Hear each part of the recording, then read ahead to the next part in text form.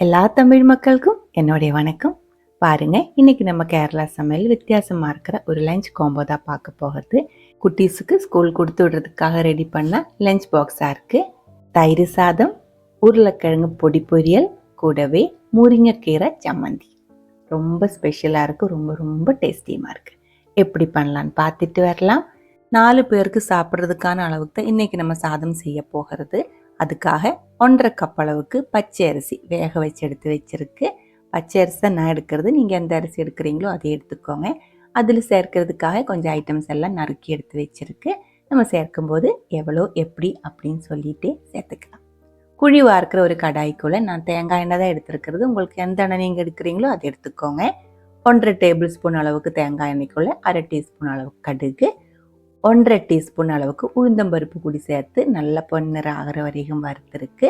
அதுக்குள்ளே 1/4 கப் அளவுக்கு சின்ன வெங்காயம் நறுக்கி சேர்த்துருக்கு. 2 காரமாக இருக்கிற பச்சை மிளகாய் சேர்த்துருக்கு.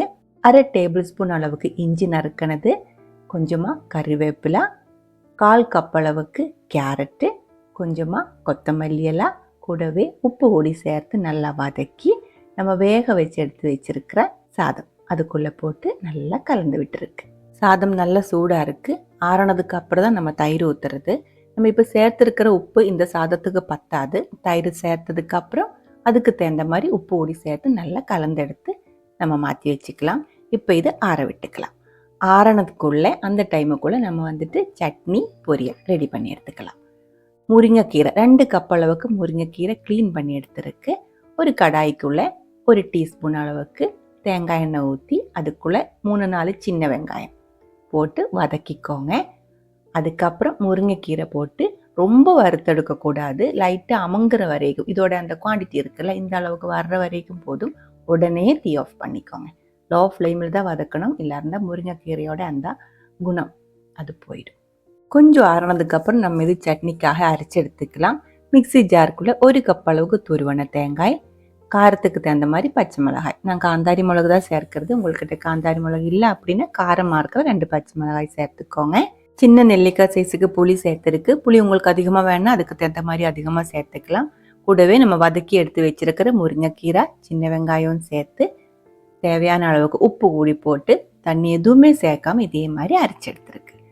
ரொம்ப ஹெல்த்தியாக இருக்கிற முருங்கைக்கீரை சம்மந்தி ரெடியாக இருக்குது. அடுத்தது உருளைக்கிழங்கு பொடி பொரியல். அதுக்காக 1/2 கிலோ அளவுக்கு உருளைக்கிழங்கு வேக வச்சு இதே மாதிரி மேஷ் பண்ணி எடுத்துக்கோங்க.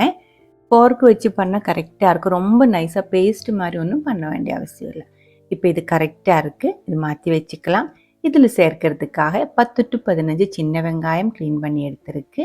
கூடவே காரத்துக்கு தகுந்த மாதிரி 5 to 6, இல்லை உங்களுக்கு எவ்வளோ காரம் வேணுமோ அதுக்கு தகுந்த மாதிரி வரமிளகாய் பொடி சேர்த்து தண்ணி எதுவுமே ஊற்றாமல் அரைச்சி எடுத்துக்கோங்க. ரொம்ப நைஸாக வேணும்ல, முக்கால்வாசி அரைச்சி எடுத்தா போதும். நம்ம இப்போ செய்ய ஆரம்பிச்சுக்கலாம். பொடி பொரியல் செய்யறதுக்காக 1/4 கப் அளவுக்கு நான் தேங்காய் எண்ணெய் ஊற்றி இருக்கு. எண்ணெய் சூடானதுக்கு அப்புறம் அதுக்குள்ளே கொஞ்சம் கருவேப்பிலை கூடி போட்டு வறுத்ததுக்கு அப்புறம் மேஷ் பண்ணி எடுத்து வச்சுக்கிற உருளைக்கிழங்கு, அது கூடவே நம்ம அரைச்சி எடுத்து வச்சிருக்கிற வெங்காயத்தோட அந்த மிக்ஸு, தேவையான அளவுக்கு உப்பு, 1/4 டீஸ்பூன் அளவுக்கு மஞ்சத்தூள் கூடி சேர்த்து நல்லா மிக்ஸ் பண்ணிடலாம். இதுக்கு நான் 1/4 கப் அளவு தேங்காய் எண்ணெய் தான் ஊற்றி இருக்கு. எண்ணெய் எவ்வளோ ஊற்றுறீங்களோ அதுக்கு தகுந்த மாதிரி இதோட டேஸ்ட்டு ரொம்ப அதிகமாகிட்டே இருக்கும். அந்த எண்ணெயில் தான் இந்த ஒரு உருளைக்கிழங்கு பொரியல் நல்லா வதக்கி ஃப்ரை ஆகி வர்றது.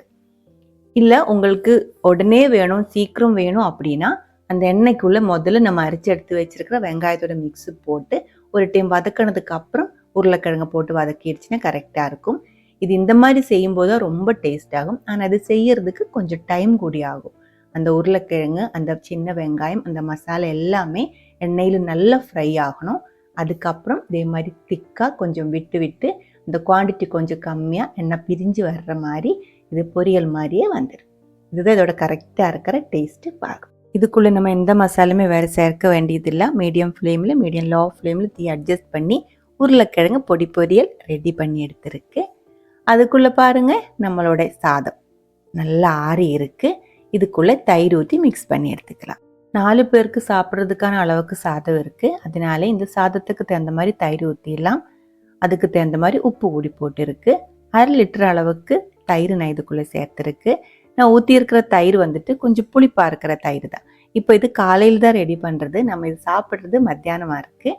இப்போ லஞ்ச் டைமில் சாப்பிடும்போது இப்போவே இது கொஞ்சம் புளிப்பாக இருக்கிறதுனால சாப்பிட்ற டைமில் இன்னும் கொஞ்சம் புளிப்பு அதிகமாகிடும். அதனால அரை கப் அளவுக்கு பால் கூடி நான் இதுக்குள்ளே சேர்த்துருக்கு. கொதிக்க விட்டு ஆற விட்ட பால் கூடி ஊற்றி நல்லா மிக்ஸ் பண்ணி எடுக்கும்போது நம்ம சாப்பிட்ற டைமில் கரெக்டாக இருக்கிற அளவில் புளிப்பாக கிடைச்சிடும். தயிர் சாதம் செய்யும்போது இங்கே நிறைய தயிர் ஊற்றி கொஞ்சம் கஞ்சி மாதிரி ஆல்மோஸ்ட் இருக்கும். அந்த மாதிரி செய்கிறது எல்லாருக்கும் ரொம்ப பிடிக்கும். நான் இதில் தேவையான அளவுக்கு தான் தயிர் ஊற்றி இருக்குது. தயிர் சாதம் ரெடியாக இருக்குது. உப்பெல்லாம் கரெக்டாக இருக்குது. புளிப்பும் கரெக்டாக இருக்குது. லஞ்ச் பாக்ஸில் ஃபில் பண்ணிடலாம். இங்கே கேரளாவில் நம்ம இந்த ஸ்கூலுக்கு லஞ்ச் பாக்ஸ் அனுப்பும் இல்லைங்களா, அதில் சாதம், கறி, பொரியல் அந்த மாதிரி தான் மோஸ்ட்லி எல்லாருமே எடுத்துகிட்டு போகிறது. இல்லை இருந்தால் சப்பாத்தி கறியாக இருக்கும், அதுவும் இல்லை இருந்தால் பிரியாணியாக இருக்கும், இல்லை இருந்தால் வெஜிடபிள் பிரியாணியாக இருக்கும். அந்த மாதிரி தான் நெய்ச்சோறு அந்த மாதிரி தான் எடுத்துகிட்டு போகிறது. நம்ம தமிழ்நாட்டில் செய்கிற மாதிரி வெரைட்டி ரைஸ் யாரும் கொண்டு போகிறதில்ல.